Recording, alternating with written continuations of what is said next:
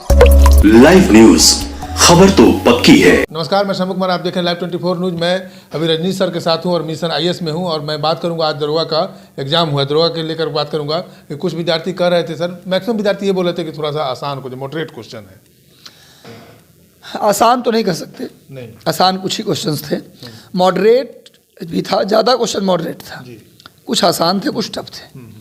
सबसे बड़ी बात यह है कि थोड़ा बदलाव हुआ है इस बार के पेपर में।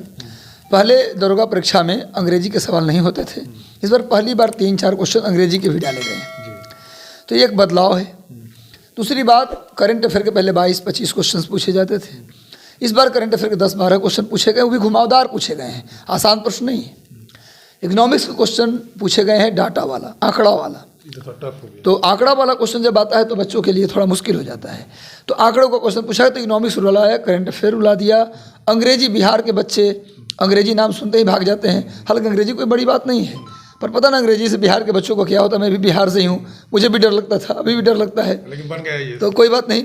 चार क्वेश्चन इस बार अंग्रेजी के भी पूछे गए हैं, ये थोड़ा बदलाव है। और हिस्ट्री, पॉलिटी, ज्योग्राफी उसी लहजे में पूछा गया।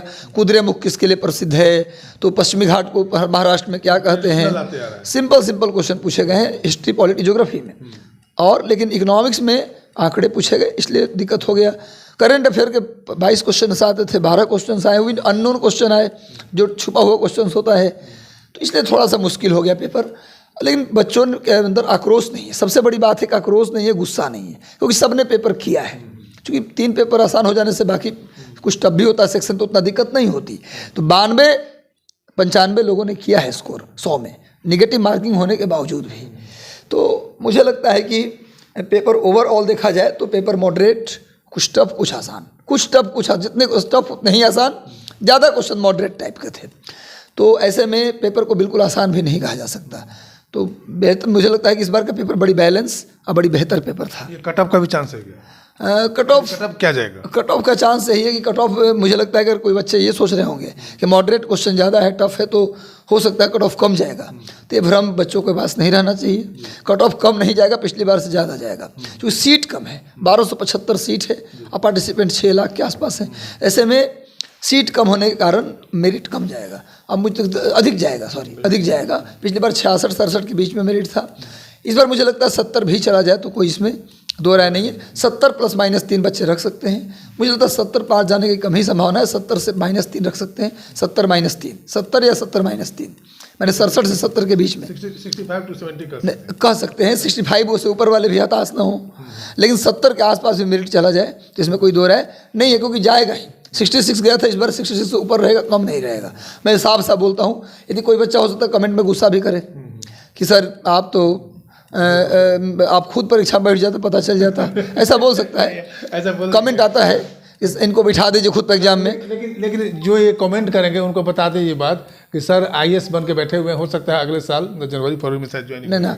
हाँ, बीपीएससी क्वालिफाई, करेक्ट कर दूँ आपको, बीपीएससी क्वालिफाई मैंने किया है, हाँ क्वालिफाई किया है। लेकिन मैं बताऊँ कि मैं जिस परीक्षा की कट ऑफ की चर्चा कर रहा हूँ, आपसे क्या बताऊँ, मैं भी इस परीक्षा को भी क्वालिफाई किया है 2 बार, लेकिन कभी भी फिजिकल देने कभी नहीं गया, प्री मेंस दोनों निकाला है। कहिए तो कभी मार्कशीट मेरा होता अपना मार्कशीट और एडमिट कार्ड आपको लगवा देंगे, वहाँ लगा दीजिएगा ताकि बच्चों को लगे कि नहीं मास्टर बैठा है, निकाला है, झूठ नहीं बोल रहा है, इसको बैठा दीजिए। तो हमने जब भी बैठा तभी मेरा फाइनल हुआ, मैंने फिजिकल कॉल हुआ, तो इसलिए मुझे वो सब दिक्कत नहीं। लेकिन बच्चे इस बात को समझें कि अब मेरिट पिछली कितना भी टफ पेपर रहा है, पिछली बार से ज़्यादा ही जाता है, कम नहीं जाता। तो अब रेडी रहें इतने के लिए कि 70 से के आसपास मेरिट जाएगा।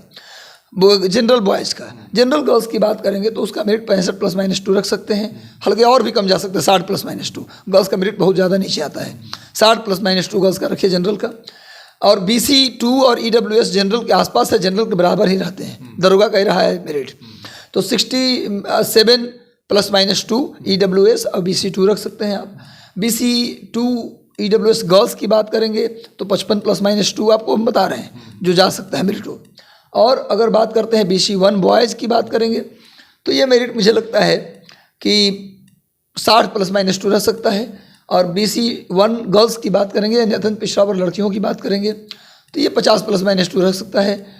SC बॉयज़ की बात करेंगे तो ये 55 +-2 रह सकता है। SC गर्ल्स की बात करेंगे तो 45 +-2 रह सकता है, 10 का अंतर रहता है। और ST बॉयज़ की बात करेंगे तो ये मेरिट आपको 60 से 62 के बीच में रह सकता है, 60 से 63 के बीच रह सकता है। और ST गर्ल्स की बात करें तो 52 से 55 के बीच रह सकता है। अच्छा, कोई विवादास्पद सवाल भी था क्या? मुझे अभी तक एक्चुअली क्या है कि सवाल बाहर आते नहीं, जो यादाश्त के आधार पर बच्चों ने डिस्कस किया उसके आधार पर मैं भी आपको 2-4 प्रश्न बता दिया। बाकी प्रश्न पत्र इसमें जमा ले लिया जाता है, इसलिए इसमें बता पाना मुश्किल है कि क्या प्रश्न आया नहीं आया। बच्चों के फीडबैक के आधार पर हम आपको बताएं कि इस टाइप से क्वेश्चन आए थे। तो ओवरऑल बच्चों के चेहरे पर खुशी थी, आक्रोश नहीं था, लेकिन बच्चे कह रहे थे कि मॉडरेट टू टफ एक क्वेश्चन था, कुछ क्वेश्चन ईजी भी थे। हिस्ट्री, पॉलिटी, ज्योग्राफी ईजी थे, बाकी हिस्ट्री से कम क्वेश्चंस आए हैं इस बार, पॉलिटी से ज़्यादा क्वेश्चन आए हैं। तो सब ओवरऑल मुझे लगता है कि ठीक ठाक है। बस जिनका 65 से ऊपर स्कोर है उनको मेंस में लग जाना चाहिए, क्योंकि मेंस में एक पैटर्न अलग ये है कि उसमें 25 मैथ आता है, रीजनिंग आता है, 75 GS आता है, तो 75 और हिंदी का भी पेपर होता है, तो हिंदी भी थोड़ा प्रिपेयर कर लीजिए और 25 मैथ रीजनिंग का जो पेपर है तो उसको ठीक कर लीजिए, ताकि मेंस के स्कोर पे ही मेरिट बनता है, प्रीलिम के स्कोर से कोई मतलब नहीं है। तो मेंस में बेहतर स्कोर करने के लिए 25 में 25 मैथ रीजनिंग कर लीजिए, बाकी GS अपना जो कर सकते हैं करिए। अब प्लस कुछ लोगों की गलती क्या होती है कि फिजिकल करते हैं मेंस के बाद। पढ़ने लिखने वाले बच्चे का मेंस फिजिकल वैसे भी कमज़ोर होता है, तो आप लोग जो पढ़ने लिखने वाले बच्चे हैं जिनका स्कोर अच्छा है उनको मेरा एक सलाह है, एडवाइस है कि भैया आप अभी से थोड़ा थोड़ा फिजिकल शुरू कर दीजिए, हल्का दौड़, जॉगिंग टाइप का, थोड़ा हाई जंप, लॉन्ग जंप शुरू कर दीजिए, ताकि मेंस जैसे ही आप फिजिकल देंगे तो मेंटली और फिजिकली फिट रहेंगे आप, आपका दिमाग और तेज़ से काम करेगा, पढ़ पाएंगे, अच्छा स्वस्थ रह पाएंगे। ऐसे में आप फिजिकल भी ठीक हो जाएगा, मेंस भी अच्छा हो जाएगा, तो मेंस के जस्ट बाद आपको फिजिकल तैयार करने में फिर दिक्कत नहीं होगी। 2 महीने के अंदर भी फिजिकल ले, चाहे 1 महीने के अंदर फिजिकल ले, आपका फिजिकल हो जाएगा। फिजिकल चूँकि प्रैक्टिस का चीज़ है, ये मतलब नहीं कि आपका हाथ पैर कैसा है, फिर जो जितना प्रैक्टिस करेगा उसका फिजिकल उतना बेहतर होगा। तो बस आपके लिए शुभकामनाएं, आपके चैनल के माध्यम से सबको शुभकामना देते हैं, सबको आशीर्वाद देते हैं, जो हमसे पढ़े हैं, जो मेरे बच्चे हैं इस फील्ड में। जाहिर सी बात 6 लाख बच्चे हैं तो हमारे बच्चे 1-1.5 लाख तो होंगे कहीं ना कहीं मिला जुला के। तो ये मान के चलिए कि जो हमारे बच्चे हैं उनका पेपर अच्छा हुआ होगा, वो शेर हैं, है ना, और शेर की तरह परफॉर्म करके वो आए होंगे, ऐसा मुझे लगता है, विश्वास है। चलिए, तो आपने सुना रजनीश सर को, जिनको 65 प्लस है, 65 प्लस ना सर, हाँ 65 प्लस है, वो मेंस की तैयारी करना शुरू कर दें। और साथ साथ में सर का ये भी सलाह है कि मेंस के साथ साथ अपना फिजिकल भी तैयारी शुरू कर दें, क्योंकि एक बार अगर आपका मेंस हो जाएगा उसके बाद आपको टाइम का ड्यूरेशन कम मिलेगा फिजिकल पास होने का। इसलिए आप साथ साथ 65 वाले मेंस और फिजिकल की तैयारी करना शुरू कर दें और डबल स्टार का सपना देखना शुरू कर दें। मैं शंभू कुमार कमला जर्नलिस्ट राजेश के साथ पटना। अगर मैं चैनल को लाइक और सब्सक्राइब नहीं किया तो लाइक करें, सब्सक्राइब करें। Thank you so much. Live news, खबर तो पक्की है।